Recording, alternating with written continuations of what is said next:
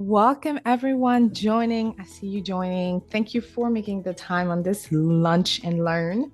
We're going to go through our first masterclass on the optimization bootcamp we're running. So it's a series of 4, and I'll talk about it in a hot second. But this masterclass particularly is covering targeting levers. Yes, talking about targeting levers, discussing why it is important and how it will affect, why it's important to know when you're building efficiency and transparency in your programmatic supply pipeline. Okay, so let's get into it. Okay. So what is the master? Let me just go and let you know that in the next maybe 5 slides, we're going to talk about exactly what this series is, but and then what we offer, and then we'll hop right into it. Okay. So the series is a 4-hourly masterclass on a weekly basis. So today's the first masterclass on this Wednesday, on Women's Day. International Women's Day, excuse me. And it's very much focused on teaching you the hard and technical skill you're going to need to optimize your campaign. Okay, because a lot of us know how to base decisions on what we see in our DSP dashboard, but do you know how to take it one step further? So each of those masterclass are 45 minutes dedicated to learning something, seeing how to do it, and then a 15 minutes Q&A, depending on the lessons. And if there's any question that comes, of course, if there's any question that comes before, I will make sure to address during the presentation. Let's talk about this masterclass, okay? So what are targeted levers, when to use each, and how to optimize in 15 minutes or less. This is perfect for all level of programmatic ninjas. Again, your programmatic ninjas is whoever is in the platform, whether you are on the sell side or on the buy side, whoever's handling anything that has to do with campaign buys, inventory sales, this is perfect for you. But I also want to say that I've presented some of this material to account managers, coordinators, some sales folks, even product marketing teams, and they found it very, very helpful. So today we're going to talk about targeting levers, because you need to understand what everything you can make decision on before we can even talk about supply, right? And then the supply will be next week. And then the following week, we'll talk about other important metrics to really help you, again, decide who you're going to keep working with, how to continue building your pipeline, okay? At the end of the masterclass, you will be able to clearly understand what targeting levers to focus on. You'll have an easy to use best practices and guides, and that will be follow up in every single one of your emails. And then you'll see a little bit of the guides here as well. And then you'll be able to review and adjust your internal workflow. Why? Because now that you know how to do this, you'll understand how much time it can take, how intricate it can be, how easy it can be to make human errors, and you can implement certain things internally to help your team if you're a manager, or to help yourself and your teammate really to find the time to do this, okay? And then with every masterclass you'll receive the recording for a few days after the masterclass. So what to expect during this presentation? High energy, because that's who I am. So if you thought I was just gonna talk, like lecture you ain't gonna do that. Some definition, because words are important. Some actionable insight, because I know you're not here just to be cute on my just to be cute on my on this masterclass. You're here to learn, so you're gonna have some homework to do, some shameless plug, some live Q&A. Again, feel free. This is very interactive. This is very dynamic. You may find some memes, you may find some QR codes, and of course you can tweet or follow me on any of these social media anytime. So who am I? I'm going to talk about me in the company, and then we'll hop into it. I'm optimistic, open-minded, outgoing. I'm a triple O threat. I'm a lover of Beyonce. So if you're not a lover of Beyonce, can sit with us, okay? I'm an advocate for diversity and all things diversity. I speak 4 languages. I am a me, I am a wife, I am a mom, a sister, I'm a friend. But my resume is about 10 years in digital advertising, where I started as a campaign manager, like a programmatic media trader, way back when. So fast forward, I was, when I look back on what I did was really managing multi-million-dollar campaigns very successfully, but across like search, social, and programmatic. And some of us may be working in a agency trading desk right now where you're only doing programmatic. But when you go to more traditional model agency, like think about the integrated ad agency, sometimes you start in programmatic and then you learn social and then you learn search, and some brands do that as well with their in-house team. So I'm the founder of the Reach and Frequency course, which I'll talk about really, really quickly. And then I'm the founder of the Programmatic Digest podcast. So let's talk about our mission and why I'm even doing this for real. Well, our mission is to teach historically excluded people how to start and grow in a career in programmatic advertising. We do so by providing on-demand lessons, a dope community. Okay, you can have access to the dope community, scanning the programmatic meetup scanner right here. QR code, excuse me. And live group coaching with me. So you have access with me to ask me any question, anytime, any day, depending on my hours of operation and your time zone sometimes. So that's why I do, because I remember starting way back when and nobody looked or sounded like me, and now it's 2023. You got to change, you know what I mean? So what do we do at Ellen Parker Consulting? We do 2 things: education and activation. Education is really leveling up your skill set. This is part of our education workshop that we offer to teams and again, programmatic agency trading desks have hired us to do this workshop, but longer, not just in 45 minutes an hour, but maybe a couple hours, where we dive into their own account and we help assess how to build supply pipeline. Okay, that's really important to know. And then you can also invest in your skill set, or leveling up your skill set, but on your own, with the investment in the course.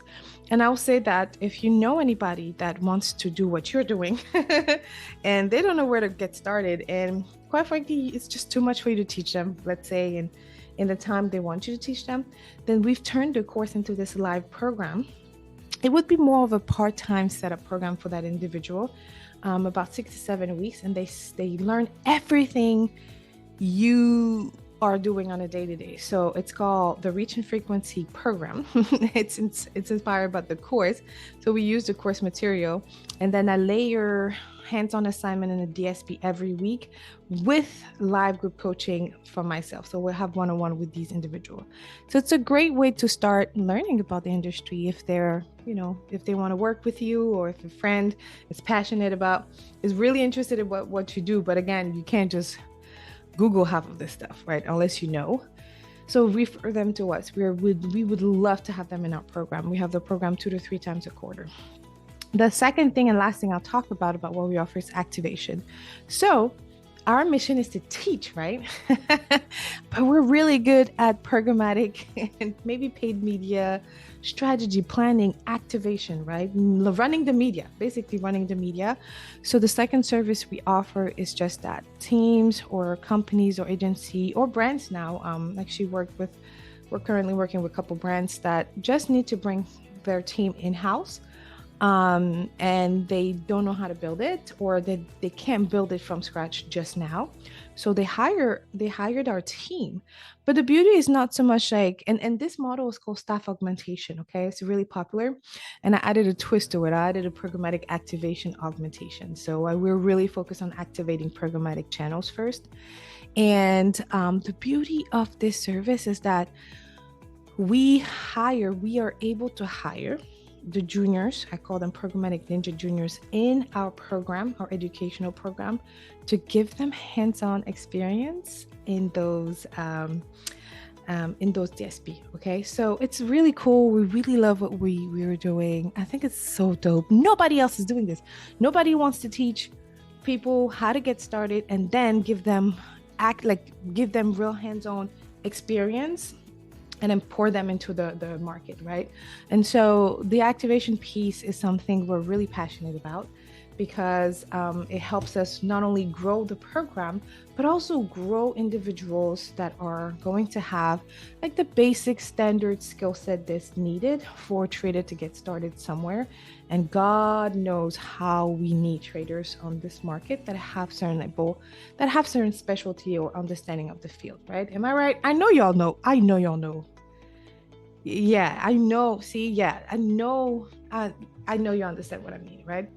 So this is really great. And of course, the activation piece, we have about 4 to 5 seniors that handles the account. And then the juniors are more like I said, on the coordinator task base until they're able to manage a couple things on their own. But anyway, so again, why am I doing this outside of what we just discussed, that we have a serious problem with sourcing, staffing, but also like educating juniors to become seniors. And that's why you're probably here and I'm here. But my biggest why is my family. I need my daughter to understand that she's going to have options that I've never had. Even as a 30-year-old myself, she's going to have options way sooner than me. But also this handsome, sexy, fine man, that is my husband.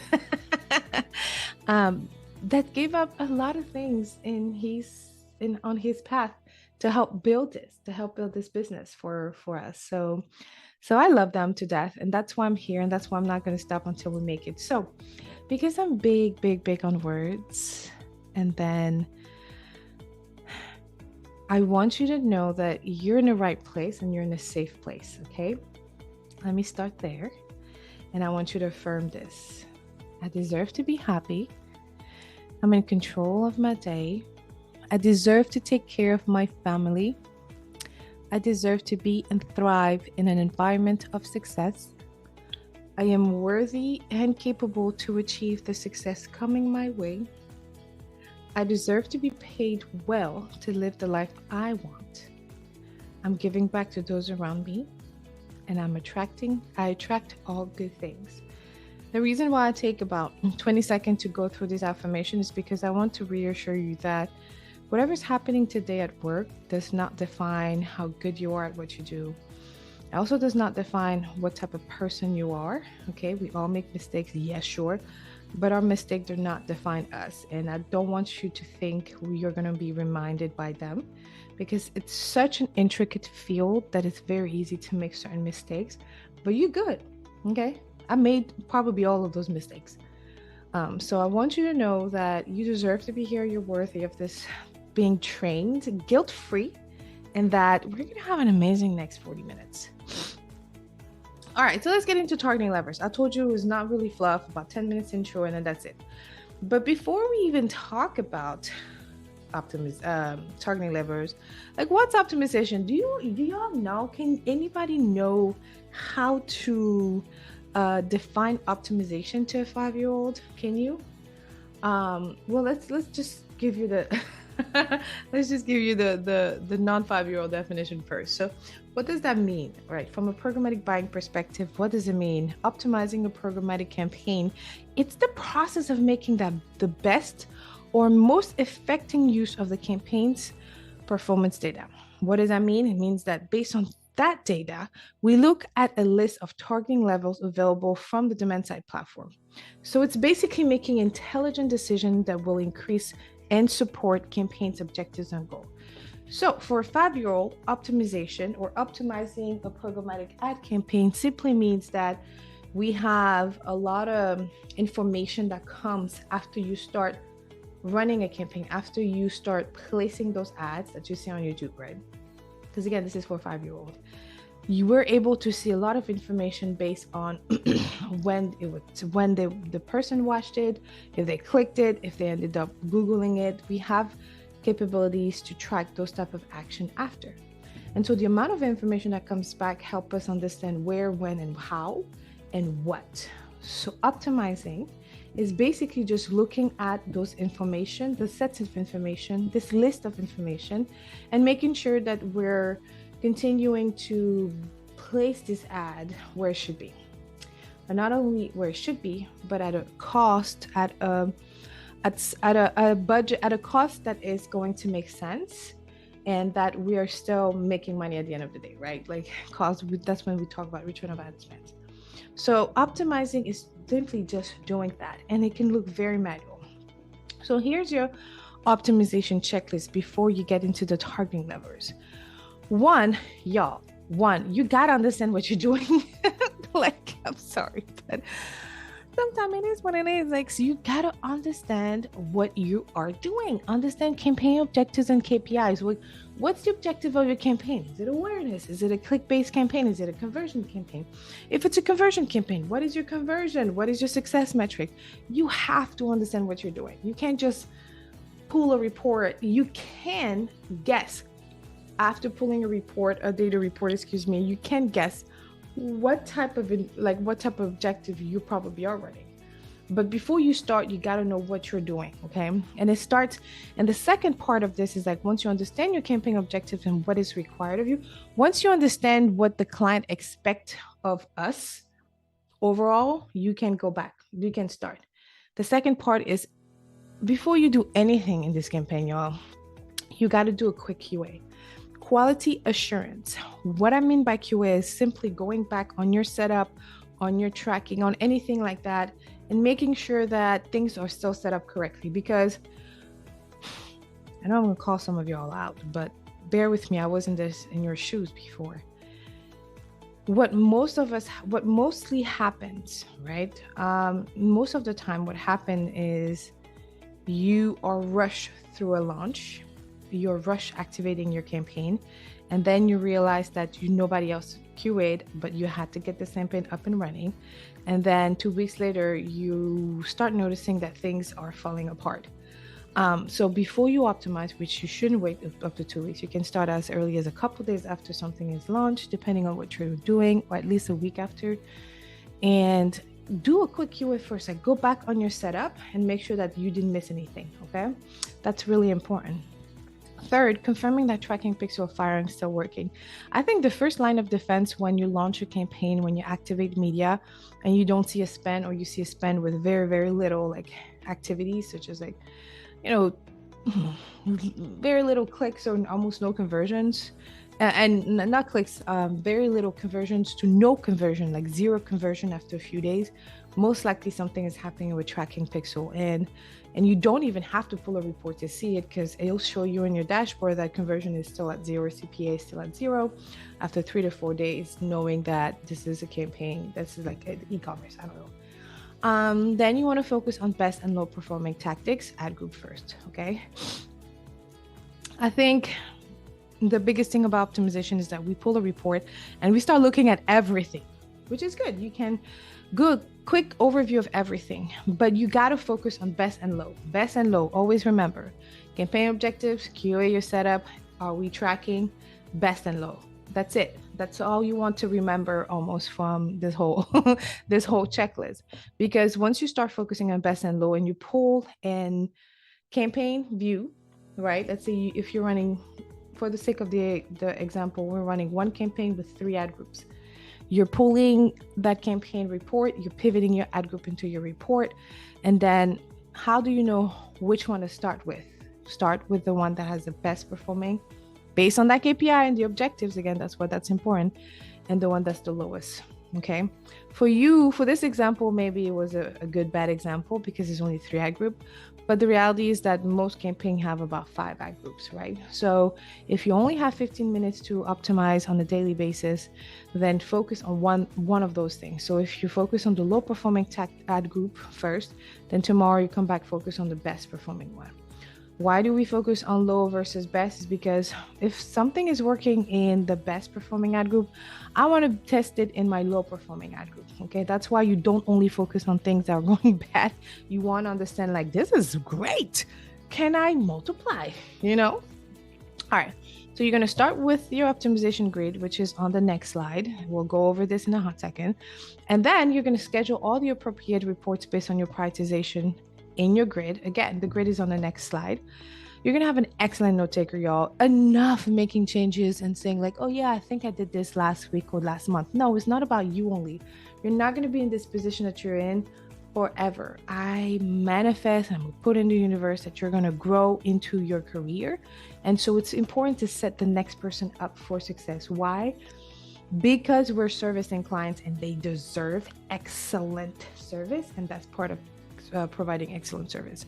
So make sure you have an excellent note taker that somebody can access outside of you. So maybe not on your desktop or on your notebook, or at least if it's on your desktop on your notebook, upload it somewhere where just your team can see it.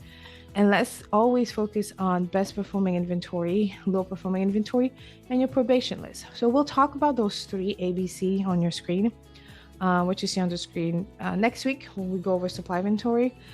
For right now, just you can even take a screenshot of this checklist and then put it somewhere safe, print it if you want to print it, write it down, whatever you want. But this checklist has helped a lot of students in the program, but also a lot of like juniors to seniors working like, oh man, I always forget to do this, right? And then just remember that the rule of thumb is only to make 1 to 2 changes per ad group per day, okay? So that you can track those changes. Again, if you make let's say 6 changes to an ad group, you increase the base bid, you reduce frequency cap, you exclude a supply vendor, you add an audience, you remove an audience, and then you increase budget, right? That's about 6 things you've done to that one ad group. The next day is gonna go really great, right? But there's no way for you to confidently say all of those things have worked or just one, okay? So it's as simple as that. When you limit your changes to 1 to 2, it's easier to say like, oh, well, I only increased base bid yesterday and it not increase my impression count, drop my CPMs, but I'll also see that CTR has decreased, and then this is happening based on that one change you made, okay? So that's the rule of thumb, and that's why I encourage daily optimization, because the next day you're going to come back and check real quick and then do it again somewhere else. Carve about 15 to 45 minutes to do that. So let's say if you only can optimize once a week, why not just carve a couple hours that week and then you go through each of those ad groups and make the changes. But sometimes you do want to check a little bit more often throughout the week. So I do recommend like smaller amount of optimization sessions throughout your week. And then you repeat for all other dimension and tactics based on the prioritization and optimization grid. So let's get into it. So some of you may be recognizing this grid. I call it the optimization grid. It's something the trade desk have sent to some of their, I don't know if they still send it. They used to send it way back when pre-COVID. And that's how I got access to the first version. This is an updated remixed version based on what I did as a trader. And so you can take a screenshot of that. If you scan the QR code, it'll take you to the grid and the article I wrote about how to read the grid. But this is basically it. The reason why I show this grid now and not at the end of the presentation is because we're going to go over each and help you understand why they're so important. But again, these are all different type of campaign-based objective, delivery-based, click-based, or conversion-based. And it tells you really quickly, like in your DSP or in the media plan or in front of the client, a delivery-based campaign is an awareness campaign or reach, right? Impression, CPM, CTR, when you name it. Click-based will be CTR, something else. Conversion will be most likely CPA or another, like a hard KPI, which we'll cover each of that next. So this grade just helps you prioritize what you want to look. So if today you're going back in your awareness campaign and you're optimizing frequency, so you're pulling a report, and that's the masterclass we're going to go over in 3 weeks, in 2 weeks from now, excuse me. Then the next day you look at site, okay, and then the next day you'll look at supply vendor, and then the next day you'll look at base bid or something like that. Note that you should probably still look at all of them at least once during your campaign. But just understand, y'all, please please note that this is a prioritization grid. So it doesn't mean only do this. It means you can start by doing this and then going through the process of elimination. Because even though for a conversion, you don't see that the base bid may be important, because obviously the cost for that action, the cost for that conversion is more important. It could be really beneficial to understand the base bid and maximum bid. Same thing with supply vendor. Actually, supply vendor should have a check mark everywhere, y'all. I'm gonna fix that before I send out the email. But supply vendor sites are both part of the supply.